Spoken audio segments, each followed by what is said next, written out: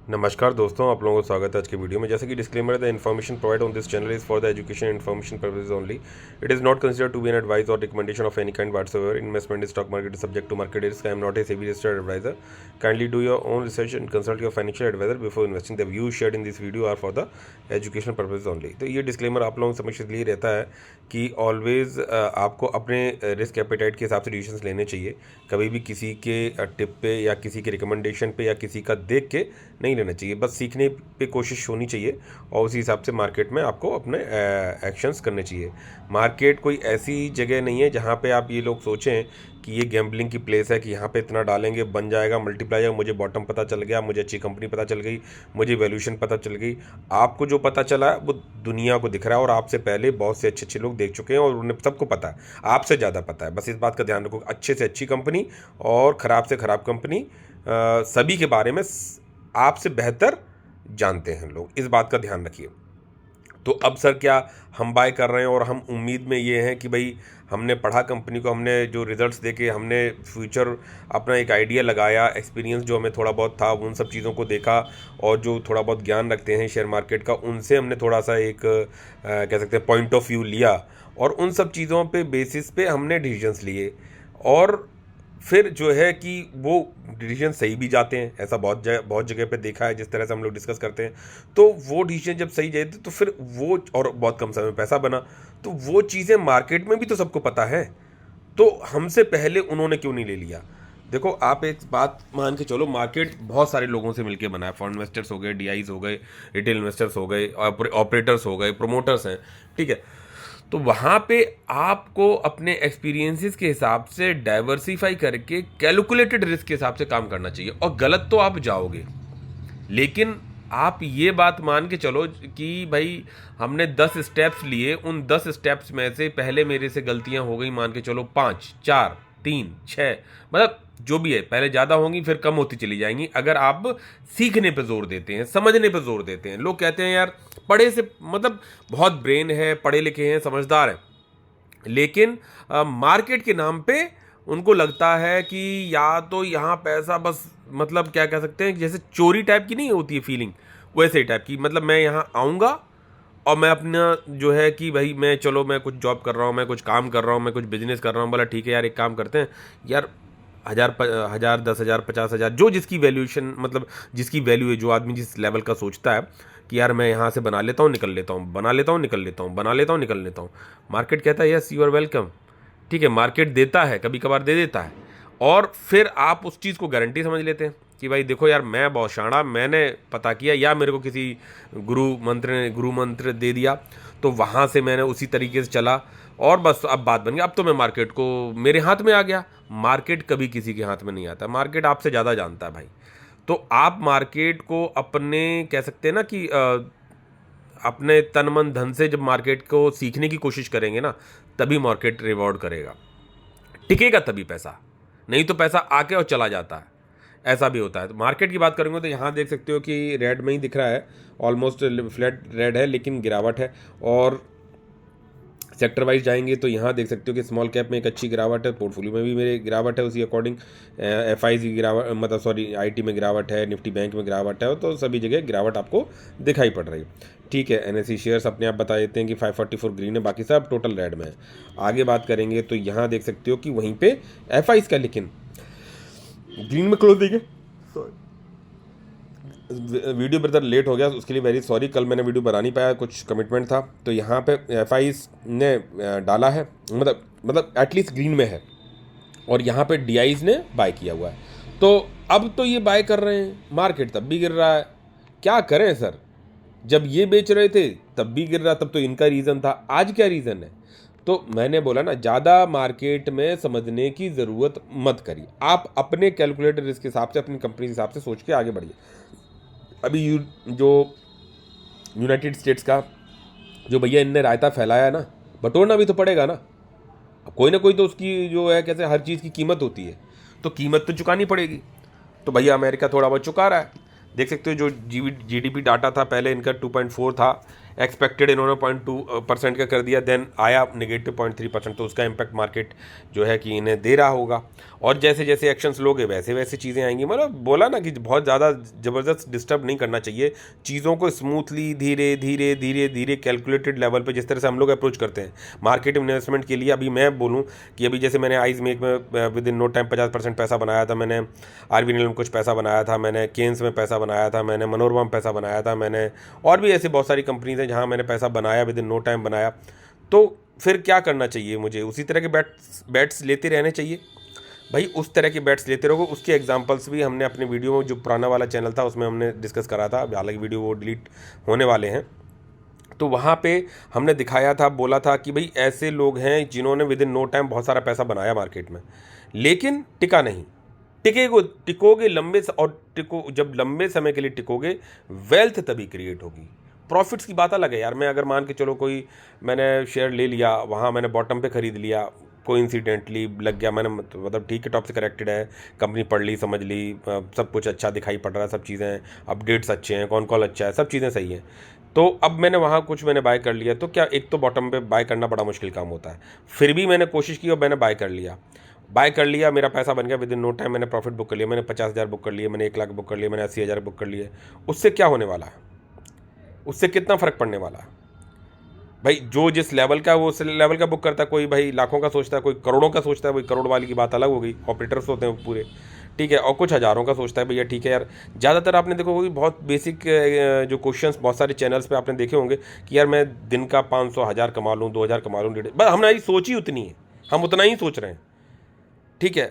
लेकिन मैंने ये बहुत सारे एग्जांपल्स आपको पहले भी दिए कि भाई, लेकिन चीज़ें ऐसे नहीं चलती हैं। आप इस चीज़ को समझिए कि भाई आपको कुछ इनपुट देना पड़ेगा, नॉलेज का, टाइम का, पेशेंस का, एक्सपीरियंसेस का। जब तक ये चीज़ें लगेंगी ही लगेंगी, कहीं पे भी चले जाओ, तो जब वो हम मार्केट का अगर हमारा, और लेकिन रिवॉर्ड फिर यहाँ पे बहुत ज़बरदस्त मिलता है। आप इस चीज़ को समझिए, जो कि कंपाउंडिंग के रूप में मिलता है। यहाँ पे देख सकते हो कि नैस्डैक का जो हाल है, अभी जो इनका जो डाटा आया जीडीपी वाला, तो पहले तो गैप डाउन था ही भाई, सॉरी, जो एक्सपेक्टेड था उससे, और वहाँ से गिरे, फिर वहाँ से रिकवरी। तो लेकिन लंबे समय में मार्केट अपने आप को रिकवर कर जाता है, ये चीज़ें देखो आप, ठीक है। नीचे आया, डीप डाउन आया, वहाँ से अब रिकवरी, अभी नहीं कुछ समय बाद रिकवरी हो जाएगी, तो लेकिन लंबे समय में चीज़ें ग्रीन में ही क्लोज होती हैं, इस बात को आप मान के चलो, ठीक है, अगर चीज़ें आपने सही ले रखी हैं। अब देखिए ये गिरावट कहीं दिख रही है, लेकिन इस तरह की गिरावट के फेजेस आपको पहले भी दिखेंगे। नास्डैक की बात कर लो, कहीं का भी जो चीज़ें हैं ना, आप देख लो, डाउ जोन्स की बात कर लो यहाँ पे, ठीक है, तो डाउ जोन्स में देख सकते हो अभी गिरावट हुई, वहाँ से रिकवरी हुई, फिर पाँच दिन का डाटा देखा जाए तो ये, फिर ये देख सकते हो। तो जब ये गिरावट मिलती है ना आपको, ये जो पीक्स मिलते हैं, हालांकि हमको पता नहीं होते हैं कि ये पीक्स कब मिलेंगे, मैं इंडियन मार्केट के हिसाब से भी बात कर रहा हूँ, मैं जनरली किसी मार्केट, तो इन पीक्स पे हमारे पास थोड़ा बहुत कैश अवेलेबल होना चाहिए। हमें जो है कि इन जो, सॉरी पीक कह रहा हूँ, ये मतलब जो डाउन टर्न है, जो एक तरह से जो बॉटम्स हैं, ऐसे बॉटम्स जब भी क्रैश इस तरह की सिचुएशन दिखाई पड़े, वहाँ पे हमारा थोड़ा बहुत कंट्रीब्यूशन जरूर लगा हुआ होना चाहिए। प्रॉफिट एंड लॉस स्टेटमेंट की बात करूँ तो आज गिरावट है पोर्टफोलियो में, वो अभी मैं दिखाता हूँ। देखो 3.6 लाख के बचे हैं, देन यहाँ 6.6 लाख जो प्रॉफिट बुक कर चुके हैं, तो ये अब 35,000 रुपीज़ को करीबन जो है हमारे बोनसेस हैं वो, और अभी बीवीएल ने भी देख सकते हो 50 पैसे पर जो है डिविडेंड फिर डिक्लेयर किया, और धीरे धीरे शेयर्स मेरे बढ़ ही रहे हैं। तो कुछ पैसा जो भी हो, लंबे समय में देखो ये सब चीज़ें पैसा बनाने लगता है। तो 3.6, तो ये 6 3 9 9 9 10 10 20 27, ठीक है, तो 6 3 9 10,27,000 यहाँ पे दिखा रहा है ये अमाउंट दोनों, और 3.5 लाख, सॉरी 35,000 रुपीज़ ये दिखा रहे हैं जो डिविडेंड के हैं। तो ये जो हो गए आपके 30 50 50 60, ठीक है, तो 10,60,000 हो गए, ठीक है। तो ये तो चलता रहेगा मार्केट में। आप अगर लंबे समय से हैं, चीज़ें आपने डिसीजन सही लिए हैं, तो जो है कि वो फिर बाद में ग्रीन में क्लोज, हाँ हालांकि आपके प्रॉफिट्स नीचे गिर जाते हैं, वो एक अलग बात हो गई, ठीक है। गिफ्ट निफ्टी की बात करूं तो यहाँ देख सकते हो कि ये अभी थोड़ी देर पहले 0.5 के करीब दिखा रहा था, जैसे जैसे वहाँ रिकवरी आ रही तो यहाँ पे भी आ रहा है। कल अपना मार्केट बंद है, तो परसों जैसा भी होगा, तो लेकिन ऑल इन ऑल चीज़ें ऊपर जाएंगी जब तक की चीज़ें सही रहती हैं। अभी कोई कहेगा इंडिया पाकिस्तान का वॉर, ये वो, इन सब चीज़ों में मत पड़ो। बस देखो कुछ भी हो, मैं तो ये कह रहा हूँ कि मुझे उन सब स्टेप्स पे अपनी जानकारी अपडेट लेने के लिए, that is different thing, but मुझे इतना समझ में आना चाहिए कि अगर गिरावट होगी, जिस तरह की न्यूज़ होगी, जिस तरह के ग्लोबल सेंटीमेंट्स होंगे, जिस तरह के कोई ना कोई सिनेरियो होगा, चाहे नेशनल लेवल पे चाहे इंटरनेशनल लेवल पे, उसी तरह की गिरावट रिएक्शन मार्केट देता है। अब उस गिरावट में आपको अपॉर्चुनिटी को ढूंढना आना चाहिए, कुछ ना कुछ जो है स्मॉल अमाउंट के साथ में चीज़ों को करना आना चाहिए, जिस तरह की हमारी बाइंग स्ट्रेटेजी का हिसाब किताब रहता है। कोई रिकमेंडेशन नहीं है, जनरल बात बता रहा हूँ, ठीक है। अब जैसे गिरावट की बात करी जाए, जैसे अभी ये टाइटन कंपनी का शेयर है, उसका चार्ट दे रखा, ये भी देख सकते हो कि 18-20% ये भी गिरा था अपना उससे, लेकिन लंबे समय में चीज़ें काम करती हैं। रिटर्न वाइज अगर देखें, वीबीएल शेयर की बात करूँ, जो मेरी स्टेक इसमें ठीक ठाक है, ये यही लार्ज कैप है मेरे पास अभी, और 1.76 लाख करोड़ का मार्केट कैप है, और इसमें भी देख सकते हो करीबन 22-22.5% गिरावट है। रिजल्ट्स बढ़िया आए हैं, अच्छे रिजल्ट्स आए हैं, जो उम्मीद करते हैं लगभग उसी तरह के रिजल्ट्स हैं। तो लेकिन पेशेंस के साथ हम जब होल्ड करेंगे और पूरा सिनेरियो डिवाइड करके रखेंगे पोर्टफोलियो वाइज, तब जाके बात बनेगी। यहाँ पे इसको स्लाइड करके नीचे की तरफ कर दोगे तो फुल स्क्रीन आ जाएगी, जो कि आज की गिरावट है लगभग 90,000 के आसपास की, ठीक है, पोर्टफोलियो पे। तो भाई डेफिनेटली जब पोर्टफोलियो में गिरावट है तो मैं बाइंग तो कोशिश करता ही हूँ, मेरे पास फंड्स अगर होते हैं। बाई द चांस की बात अलग है कि फंड्स बिल्कुल ही ना हो तो अलग बात है, फिर भी मैं कोशिश करता हूँ एक आध दो चार शेयर, एक आध दो मैं लेता ही लेता हूँ। अब पोर्टफोलियो वाइज बात करूँगा, देख सकते हो कंपनी वाइज तो 58 है, लेकिन प्रैक्टिकली इट इज़ ओनली 50 मानूँ, क्योंकि बाद की 7-8 कंपनी तो ऐसे ही, किसी में एक शेयर पड़ा, 2 शेयर पड़े, किसी में मतलब ही नहीं है, तो उस तरह के वो बाद में कभी हटा देंगे। लेकिन एक तरह से लगभग 50 शेयर के आसपास ही मामला है। अब इसमें केवल एक मैक पावर कंपनी है जो पोर्टफोलियो में 2% पॉजिटिव में क्लोज हुई, ग्रीन में मतलब आई, उसके अलावा सब शेयर्स रेड में है, मतलब टोटल पोर्टफोलियो में सभी शेयर्स कंपनी रेड में है। फिर भी मैं कहूँगा टचवुड ठीक है, गिरावट का जो भी सिनेरियो रहा उसकी बात करूँ तो अब जब गिरावट है, रीजंस कोई स्पेशल रीजंस नथिंग, वही सब चीज़ें चल रही हैं, वही सब चीज़ें हैं। थोड़ा बहुत कभी इसी का डाटा, कभी उसी का डाटा, कभी इंडिया पाकिस्तान, कभी फलाना, कभी ठिकाना, कभी ये कभी वो, हम हर डिप में बाइंग अपॉर्चुनिटी को देखने की कोशिश करते हैं, ठीक है, और डाइवर्सिफाई करते हैं। और यहाँ पे बात करेंगे, देख सकते हो बीबीएल अच्छे रिजल्ट्स आए, सब कुछ है, प्रॉफिट बुकिंग करी लोगों ने भैया, ठीक है। 1.29% की यहाँ पे गिरावट हुई, तो मेरे पास तो स्टेक काफ़ी लग चुका है, चीज़ें अलग है, मैं अभी इसके बीच में दिखाऊंगा आपको। स्काई गोल्ड में देख सकते हो 933 शेयर्स हो गए, आज भी कुछ मैंने बाई कर लिया, छोटी सी गिरावट है लेकिन लेट इट भी। यहाँ स्काई गेंस में भी गिरावट है, तो ये सब चीज़ें बाकी पॉजिटिविटी का तो मैंने बता ही दिया, केवल एक ही है। अब जैसे ये कंपनी जो गिरावट में है, डायनेमिक केबल हो गई, अब ये लॉट वाली कंपनी की बात छोड़ दो, ठीक है, इनकी तो मैं बात अभी नहीं कर रहा हूँ, लेकिन जनरल बात बता रहा हूँ। आरबीएनएल की बात कर लो, वीनस पैप की बात कर लो, तो ये सब कंपनीज़ हैं, तो जहाँ जहाँ जिसने मौका दिया मैंने बाय किया। देखो क्या स्टेक्स रहे मेरे पास आज, देख सकते हो। हालांकि मैं एक्टिव मार्केट, ये कहाँ चला गया, एक्टिव मार्केट में मतलब नहीं हो पाता हूँ, और तभी जो पहले के जीटीटीज़ होते हैं उन्हीं के आसपास की रहते हैं, एक आध दो को मॉडिफाई कर लेता हूँ, ये रहता है। डायनेमिक केबल में देख सकते हो 7 शेयर्स ऐड ऑन हुए, के सॉल्व्स में एक ये शेयर हुआ, नेटवेब में एक ये हुआ, स्काई गोल्ड में 3 शेयर ऐड ऑन हुए, टारिल के जो शेयर हैं वो 4 यहाँ ऐड ऑन हो गए। देन आगे बढ़ेंगे तो यहाँ देख सकते हो के सॉल्व्स का एक और शेयर आया, और टारिल के ये 5 शेयर्स आए, यानी कि टारिल के ट्रांसफार्मर रेक्टिफायर्स लिमिटेड वाला, ठीक है। तो 9 शेयर्स ये ऐड ऑन हुए, और के सॉल्व्स के एक तरह से 2 शेयर ऐड ऑन हुए, और स्काई गोल्ड के 3 हो गए, नेटवेब का ही। अब ये पैसा यही कंपनी है जो मेरे पास हैं, जिनमें मुझे ठीक ठाक लेवल्स दिखाई पड़ते हैं, तो मैंने बाय कर लिया। डायनेमिक केबल्स को देख सकते हो 7 शेयर्स ऐड ऑन हुए। अब उसके बाद भी मेरे बाइंग प्राइस से नीचे कंपनी क्लोजिंग हुई। अब जैसे जो भी इसका बाइंग प्राइस, ये जो बाइंग प्राइस आप देख रहे हो, ये है बाइंग प्राइस, इससे नीचे कितना क्लोज हुआ, कि हालांकि एक्टिव मार्केट में नहीं रह पाता हूँ, तो इसलिए मेरा प्राइस उतना बॉटम नहीं पकड़ पा रहा है नाउअडेज, तो कोई बात नहीं, फिर भी चलता है। तो 534 पे नीचे तक डिप गया था ये इसका लोवेस्ट, और ये शेयर मेरे को 535 के आसपास मिला है, 7 शेयर्स, ठीक है। के सॉल्व्स, अब ये वाला अमाउंट देखना, नीचे का देखते हैं कितने कितने अंतर पे बैठे हैं। 430, ये कहाँ गया, 426, 427, 26 के आसपास, तो ये रहा एक शेयर। नेटवेब 1404 पे लिया है, 1400 तक गया, ठीक है। स्काई गोल्ड 305 पे ले पाया हूँ, और 302.5 पे गया है, ठीक है, 3 शेयर्स लिए। टारिल के 492.55 पे, और 486.85 यानी 487 तक गया है, ठीक है। 492 पे मैंने 4 शेयर लिखे। सॉल्व्स का मैंने आपको 427, देन यहाँ 420, एक तरह 7 उतने ही के आसपास है ये वाला शेयर। 5 शेयर ये टारिल के जो हैं, ये 488.9, और ये यहाँ गया 487 के करीब, 46.6, ठीक है। तो ये मेरी बाइंग हुई। बाइंग टोटल अमाउंट की कितनी हुई, देख सकते हो कि 11,300 की मैंने बाइंग की, बाकी का भी अमाउंट और है। ठीक है, तो ये मैं अपन धीरे धीरे जब भी डिप मिलती है मैं अपना ये काम करता रहता हूँ। आप लोगों को पता ही है मेरी बाइंग की स्ट्रेटेजी इसी तरह से रही। तो ये केस ऑल्स का ये कैंसिल हो गया, नहीं उस लेवल पे आया होगा दोबारा, तो ठीक है कोई बात नहीं। और ये देख सकते हो कि ये मेरे शेयर्स, और देख सकते हो बाइंग देखो आप, टायरल का एक किया, डायनेमिक केबल एक, केसॉल से एक, केसॉल से एक, स्काई गोल्ड एक, स्काई गोल्ड दो, टायरल एक, टायरल दो, फिर टायरल के 5, नेटवेब एक, डायनेमिक केबल एक, डायनेमिक केबल एक, डायनेमिक केबल दो, डायनेमिक केबल दो। तो आप ऐसे सोचो कि किस तरह से धीरे धीरे धीरे करके ये जीटीटी एक आइडिया से लगा देता हूँ, उस हिसाब से होते हैं। अब देखो पैसा कैसे बनता है, आप लंबे समय में अगर टिकोगे, अब जैसे रिजल्ट्स बीवीएल के अच्छे आए, आप उसका सिनेरियो देखो ना कि भाई वो कंपनी कैपेक्स किया, उसने बहुत सारा कुछ काम किया, ब्रांडेड बॉटलर प्लांट है, देन अफ्रीकन कॉन्टिनेंट में भी घुस रहा। अब जैसे मान के चलो यार कैंपा घुस गया, लोग नॉर्मली जैसे थम्स अप वगैरह यूज़ कर, मैं आज भी मिरिंडा लेके आया हूँ जस्ट ऐसे ही, ठीक है बात है ये, तो बीबीएल का ही प्रोडक्ट है। तो अब बात ये है कि कोई जगह होती है, कोई सेक्टर होता है, वहाँ पे एक प्लेयर, दो प्लेयर, तीन प्लेयर, उसमें कितने लोग समा सकते हैं, वो स्कोप भी आपको देखना चाहिए। ठीक है कि अगर कैंपा आ गया तो भैया जियो आ गया तो एयरटेल ने बंद हो गया, हाँ एक आध दो जो कमज़ोर प्लेयर होंगे वो बंद हो जाते हैं, लेकिन इतना स्पेस क्या अवेलेबल है कि यहाँ सर्वाइव कर जाए भाई। तो ये चीज़ें भी आपको समझ में आनी चाहिए।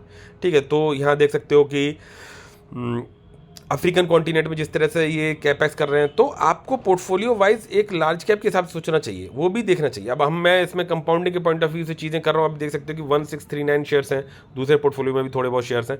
तो अब ये मेरे को 1820 रुपये, मतलब 820 रुपये 50 पैसे का डिविडेंड दिया ना, अभी थोड़े दिन पहले फिर मिला था, तो 820 रुपये ये आ रहे हैं ना।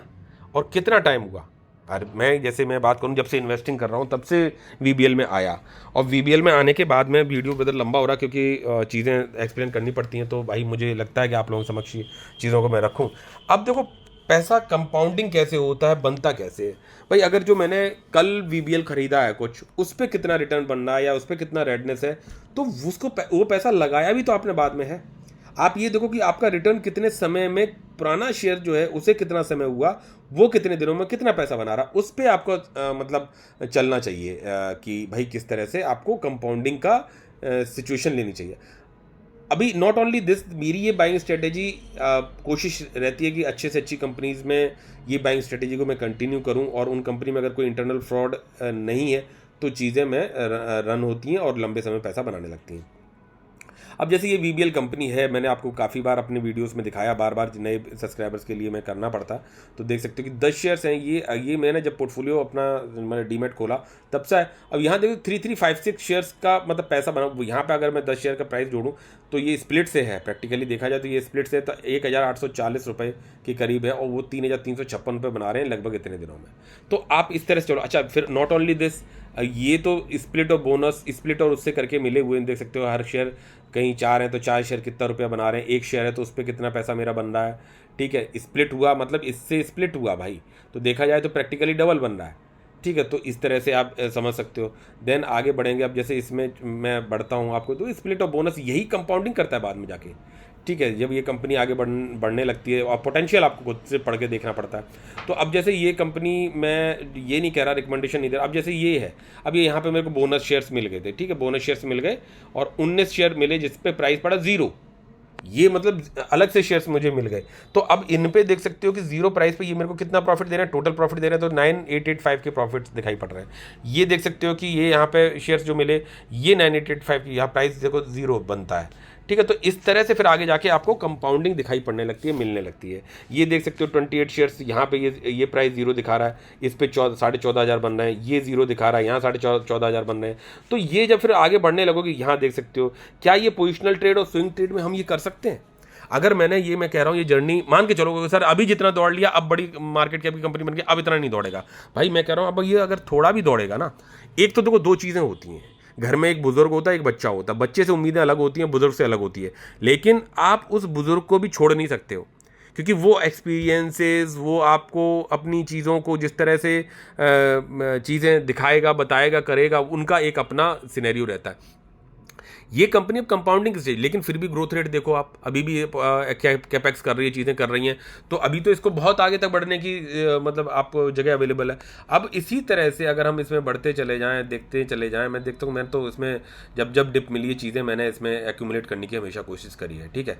तो और ये कोई तुक्का नहीं होता है, ठीक है जी आप। हाँ, इतना ज़रूर होता है कि आपने मान के चलो 5 कंपनी पढ़ी हैं, 2 गड़बड़ निकल गई लेकिन 3 सही निकल गई। 3 जो सही निकल गई ना, वो आपको बहुत पैसा बनाने में सक्षम होती हैं, ठीक है। तो जीरो देख सकते हो, प्राइस जीरो बैठ रहा है, ये 19,500 बना रहे हैं। जीरो देखो, आपको मैंने नीचे से भी दिखाया, यहाँ देख सकते हो 55 क्वांटिटी, जीरो प्राइस। क्यों? क्योंकि ये स्प्लिट ऑफ बोनस से एक्यूमुलेट हुई है। 28,615 रुपये सीधे सीधे बना रहे हैं। अब इनका टाइम तो कम हो गया ना, 1,062 दिन हुए। जीरो प्राइस, जीरो प्राइस, ये देख सकते हो। तो इस तरह से आपको, अगर आप लंबे समय में चीज़ों को देखोगे तो कंपाउंडिंग ये चीज़ें करती हैं। मैं तो क्या कर रहा हूँ, मैं तो अभी कल भी परसों भी खरीदा है, थोड़े दिन पहले, 1 महीने पहले भी खरीदे हैं, तो वो प्राइस थोड़ा सा एडजस्ट हो जाता है, चीज़ें उस तरह से हो जाती हैं। आप कंपनी पकड़ में आना चाहिए। बोला सर अब मिल गया, अब इतना नहीं भागेगा। हाँ, मानते नहीं भागे, कोई ठीक नहीं, कोई बात नहीं, लेकिन अगर थोड़ा सा भी भागेगा तो मेरे शेयर्स कंपाउंड करेंगे। अभी मैं कल से इसमें एवरेजिंग करना बंद कर दूं तो ये आगे जाके कंपाउंडिंग होने लगेगा। हाँ, गिरावट में भी होता है, लेकिन जब अच्छी कंपनी होती है तो उस तरह से ये बढ़ता रहता है। ये चीज़ें मैंने आपको बहुत बार सिखाई कि पोर्टफोलियो पे not only the every time swing trades, ये वो, आपको वर्सेटैलिटी के साथ में काम करना आना चाहिए, सीखते रहना चाहिए, बढ़ते रहना चाहिए, ठीक है। तो ये सब चीज़ें आप देख रहे हो। अब अगर मैं इसमें एक्यूमुलेशन मान के चलो, आगे मुझे स्प्लिट ऑफ बोनस और मिल जाते हैं तो मेरे शेयर्स क्या होंगे, फिर डबल हो जाएंगे। भाई अभी 1600 करीबन कितने दिखा रहा है, 1632, 3200 करीब, और 3200 के बाद में मान के चलो फिर 50 पैसे का डिविडेंड इस तरह से देती है। तो आप सोचो कितना, 1600 रुपये, 1700 रुपये हर 3 महीने 4 महीने में। फिर मान लो कंपनी का साइज बड़ा हो जाता है, प्रॉफिट्स बढ़ जाते हैं, 1 रुपये का डिविडेंड, 2 रुपये का डिविडेंड।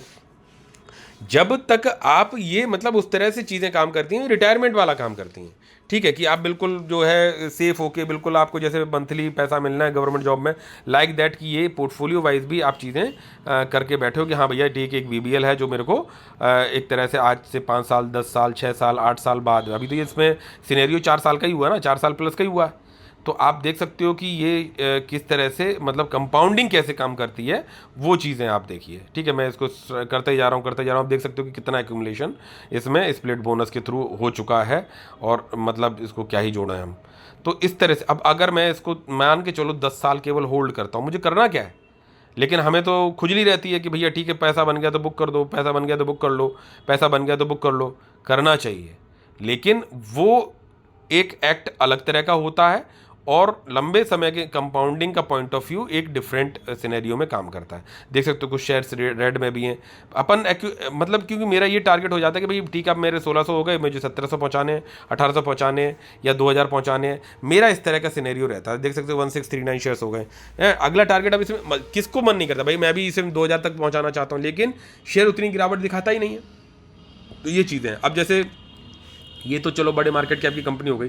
अभी इसमें भी देख सकते हो 1000 शेयर का टारगेट, अगर आपने मेरे पुराना वीडियो देखा हो, इसमें भी देख सकते हो एवरेजिंग करते करते मैं 23,000 की इन्वेस्टिंग थी, इसको 48,000 तक पहुंचा लिया। और व्यू ब्रेकडाउन इसमें भी देख लो आप। तो किस तरह से हमें आगे बढ़ना है, इन चीज़ों पे बहुत काम करना चाहिए। देख सकते हो ये 2023 की बात है, जून 2023। अब इसमें जैसे बात कहाँ पे है, पैसा कब बना, पैसा तब बना जब आप इसमें मुझे मतलब जो ये देख सकते हो बोनस शेयर एक्यूमुलेट हुए 774 और 2,41,000 रुपये बना रहे हैं, अभी वही तो है। अब उसके बाद से जो मैंने इसमें प्राइसिंग में और मैंने कि भाई इसमें क्वांटिटी मुझे बढ़ानी, क्योंकि कंपनी को पढ़ा, समझ में आया चीज़ें। अब आप ये देखो कि 402 पे भी मैंने एवरेजिंग करना चालू कर दिया। कंपनी हाई बनाया होगा, वहाँ से थोड़ा गिरावट हुई होगी, मैंने एवरेजिंग करना चालू कर दिया। लेकिन क्या, क्योंकि मुझे नहीं पता बॉटम कहाँ है, मुझे नहीं पता हाई कहाँ है, बट मुझे इतना पता है कि मुझे अपने स्टेक्स को बढ़ाना है कंपनी में फ्यूचर के पॉइंट ऑफ व्यू से। तो जब भी टॉप जाके गिरावट होगी, पता नहीं कहाँ बॉटम बनाएगा, I use to accumulate slowly slowly slowly. बोला अगर भाग गया तो ठीक है, ठंड मार के बैठेंगे, कोई बात नहीं, फिर ऊपर जाएगा, फिर नीचे आएगा, क्योंकि चलेगा तो शेयर ऐसे ही ना।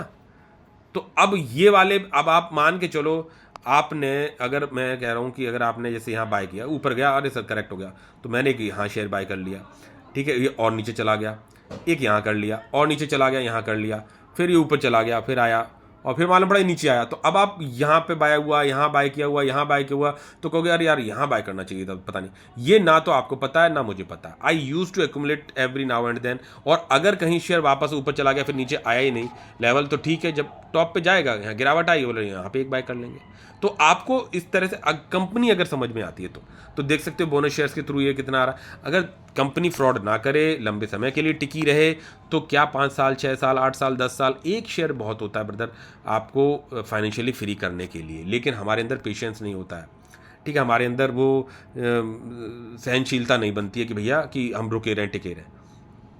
मैंने आपको अपने पोर्टफोलियो में भी दिखाया कि हालांकि वो कंपनी अच्छी नहीं है, कि उस कंपनी को केवल होल्ड करता, 1,40,000 रुपये लगे थे, केवल होल्ड करता तो 2.5 करोड़ 3 करोड़ रुपए बने होते। और अभी जर्नी मेरी हुई कितनी थी।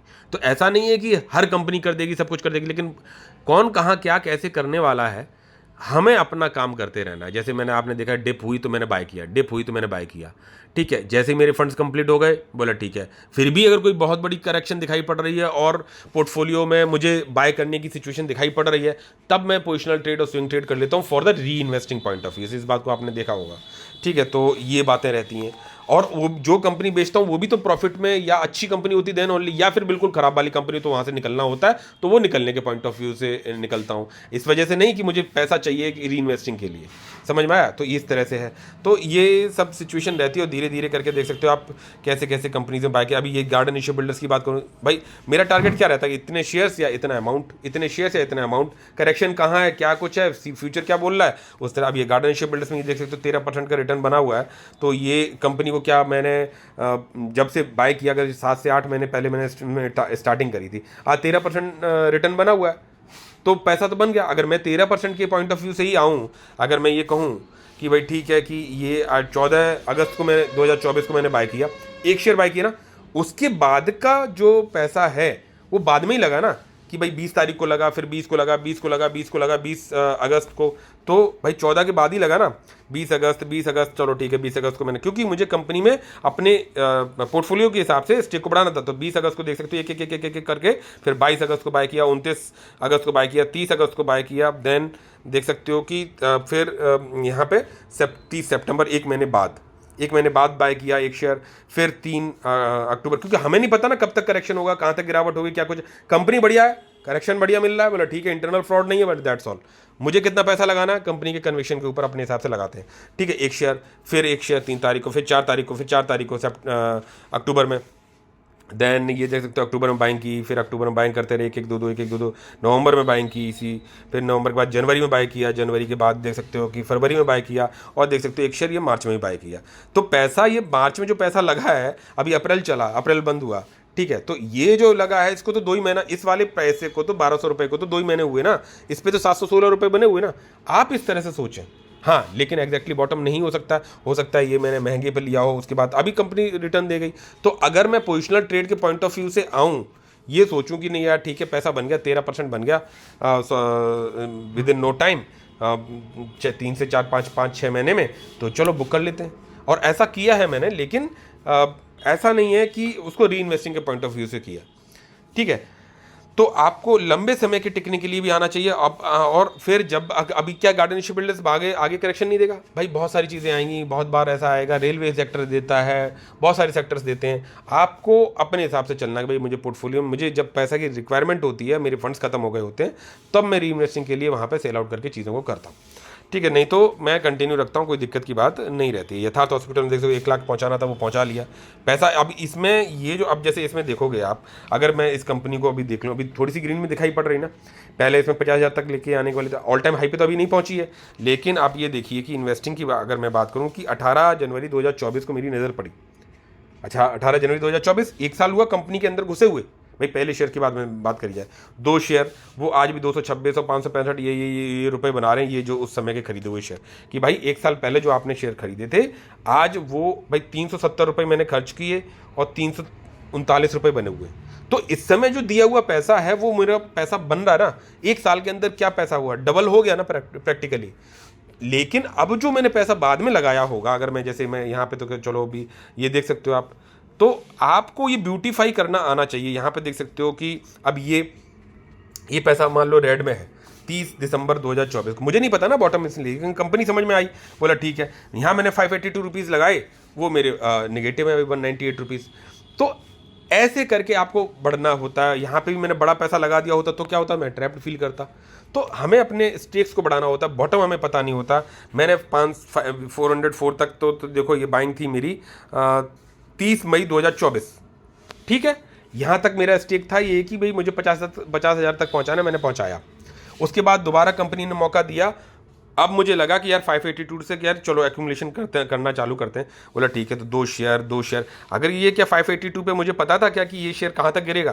तो दिसंबर 2024 से लेके अगर ये देख सकते हो कि दिसंबर में बाय किया, दिसंबर फिर देन दिसंबर में बाय करता रहा 500 के प्लस में बाय करता रहा, ठीक है। और जनवरी 2025 जो कि अभी की बात है, जनवरी में बाय करता रहा। क्यों? क्योंकि स्टेक को 1 लाख तक पहुंचाना है एज पर द करेक्शंस। भाई हो सकता है 1 लाख के 10,000 लग जाए, 1,10,000 लग जाए, 90,000 ही लगे, 80,000, इतना पीछे नहीं पड़ते। लेकिन एक मोटा मोटी एवरेज निकालते हैं कि भैया इतने तक का पैसा मैं अपने पोर्टफोलियो के हिसाब से सोच सकता हूँ। तो देख सकते हो जनवरी में बाय किया।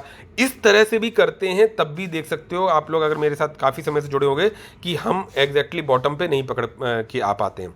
लेकिन पुराना पैसा लगा हुआ होता है वो ग्रीन में दिखता है, और बीच में जब आप एवरेजिंग करते हो और आपने सही बॉटम नहीं पकड़ा तो वो रेड में भी दिखता है। लेकिन हमारे अंदर क्या होता है, अरे सर ने बताई कंपनी बढ़िया, हम लोग देखो कोई रिकमेंडेशन नहीं भाई, उठा के सीधा। अब मैं 582 रुपये पे ही मैं सीधा 50 शेयर खरीद डालता। पेशेंस नहीं होता ना। जो बोरिंग काम होगा वही रिवार्ड करेगा। हमको लगता है यार आज खरीदेंगे सीधे 1000 शेयर्स, और कल जो है ये एकदम से, भाई वो करोड़पति लोगों का काम होता है, ऑपरेटर्स का काम होता है। हम अभी इतने बड़े नहीं हुए, हमें बहुत फूंक के काम करके चलना है, नहीं वरना दलदल में घुस जाओगे। तो बहुत ही सेफ्टी के साथ में आज मैं ये कह रहा हूँ कि भाई मैंने अगर 26 लाख 25 लाख के प्रॉफिट्स देखे थे, आज मार्केट गिरा है, चीज़ें गिरी हैं, हालांकि बहुत सारा पैसा मेरा बाद में लगा ना, तो वो तो रेड में हो गई क्योंकि बॉटम तो पता नहीं है और मार्केट ऑल टाइम हाई पे भी नहीं है। तो जो पैसा मैंने अभी पिछले महीने लगाया है उसको मैं कैसे सोच सकता हूँ कि हाँ वो ग्रीन में होगा। हाँ कहीं कहीं पे चीज़ें हो जाती हैं एकदम से, लेकिन बॉटम नहीं पता होते हैं। और ये हमें जब मुझे पता है कि मैं आगे आने वाले समय में पर मंथ की एक SIP मोड में इन्वेस्टिंग करता हूँ, तो वो पैसा मेरा लग रहा है। और आज गिरावट के बाद, मैं मान लो गिरावट में ये नहीं कह रहा, लेकिन फिर भी 11 लाख 10.5 पौने 11 लाख रुपए के आसपास बैठा है ना, बहुत सारी गलतियों को डाइल्यूट करने के बाद, और उन गलतियों को दोबारा नहीं करना है। तो इसी तरह से भाई आप 25 से प्रॉफिट नीचे आ गए, 10-11 पे आ गए, आपका मान के चलो करीबन 14 लाख रुपए आपको वाइप आउट हुआ, लेकिन आपने बहुत सारा पैसा बाद में लगाया। ये जो आज पैसा लगाया मार्केट गिरे हुए मार्केट में, आपने जो पैसा लगाया इसमें से मान के चलो 4 से 5-8 कंपनीज में लगाया है, 2-3-4 ने फ्रॉड कर दिया या खराब हो गई या बॉटम से नहीं पकड़ पाए। जब मार्केट वापस ऑल टाइम हाई पे जाता ही है, उसमें कोई डाउट ही नहीं है। आज नेगेटिव खबर है, कल पॉजिटिव भी आ जाएगी। तो जब वो बॉटम्स, बस कंपनी इंटरनल फ्रॉड ना करे, तो जब वो बॉटम्स बना ऊपर जब जाता है, तो यही जो प्रॉफिट्स आपने जो अब मैंने अभी जैसे आपको डिक्लेयर करे बोले, मतलब जनरली मैं कह सकता हूँ कि कुछ उसमें लॉट वाली कंपनी थी, उसने मतलब एकदम से बना दिया था, ठीक है, लेकिन यही वापस जाएंगे। तो यही मैं कह रहा हूँ ना, 25 सही 25 लाख के प्रॉफिट्स भाई 20 के बनाएंगे, 22 के बनाएंगे। इवन जो आज भी प्रॉफिट्स बने हुए हैं, ये प्रॉफिट्स भी भाई मैं FD से या कहीं और इन्वेस्टमेंट से, जॉब के साथ या छोटे मोटे आपके बिजनेस के काम के साथ साथ नहीं कर सकते थे, बशर्ते आप अपने पेशेंस को, दूसरे की टांग ना खींचते हुए, अपनी स्टडीज़ पे एक दूसरे का सम्मान करते हुए आगे बढ़ते हुए, अपने जूनियर से भी सीखना है, आपस में भी सीखना है, और पॉजिटिविटी के साथ में हम आगे बढ़ेंगे तो बात बनेगी। ये नहीं होता है कि यार ये बेच दे, वो खरीद ले, वो खरीद। भाई लॉजिकल रीजंस के साथ बढ़ोगे तो समय जरूर लगता है, but that once the compounding starts in your portfolio, बस फिर आपको कुछ करना नहीं है, मजे मारने हैं एकदम, ऐसा मुझे लगता है। ठीक है, तो मुझे लगता है कवर काफ़ी कुछ कर दिया। रिक्वेस्ट आपसे है कि लाइक शेयर सब्सक्राइब जरूर करिएगा अपने फैमिली एंड फ्रेंड्स में, और सो दैट कि चैनल मोनेटाइज हो जाए, तो मेरे लिए भी थोड़ा सा अच्छा लगेगा, मुझे भी अच्छा लगता है, हालांकि पॉइंट ऑफ व्यू वो नहीं है, लेकिन इन जनरल। तो मिलते हैं नेक्स्ट वीडियो में, टिल देन जय हिंद जय भारत, बाय बाय।